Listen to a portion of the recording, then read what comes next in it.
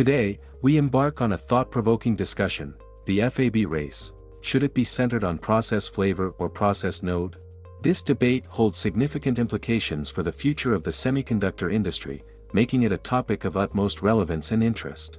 First, let us understand the concept of process nodes. These nodes represent the technology generations, such as 7 nanometers, 5 nanometers, and 3 nanometers.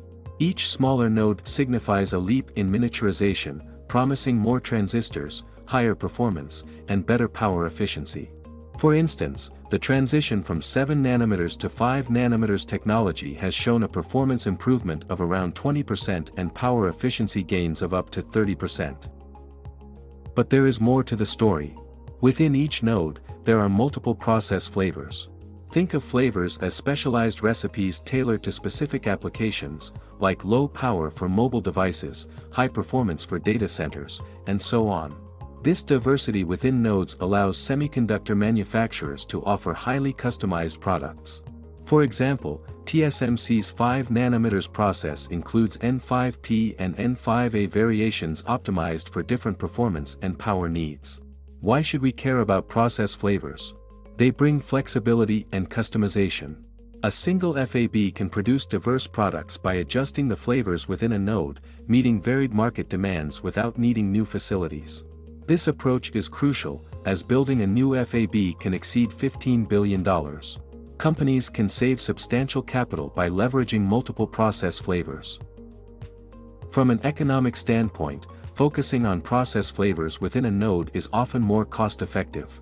It maximizes the utilization of existing FAB infrastructure, reducing the need for massive investments in new nodes, especially given the astronomical costs of cutting-edge technology.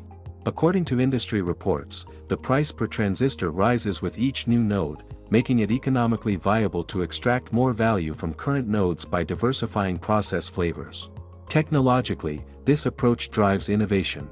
It allows semiconductor manufacturers to fine-tune their products for specific markets. For example, the automotive industry, which demands high reliability in extended temperature ranges, benefits significantly from tailored process flavors within established nodes. Strategically, fabs that excel in process flavors gain a competitive edge. They can swiftly adapt to market shifts, offering a wide range of customized solutions, thereby maintaining a lead in the semiconductor race. As market demands become more diverse and specific, the ability to offer tailored solutions quickly becomes a significant competitive advantage. Companies like Intel and Samsung have demonstrated this by diversifying their process offerings to cater to different segments, thereby securing broader market shares. So, should the FAB race focus on process flavor or process node? The answer isn't one over the other. It is about balancing both.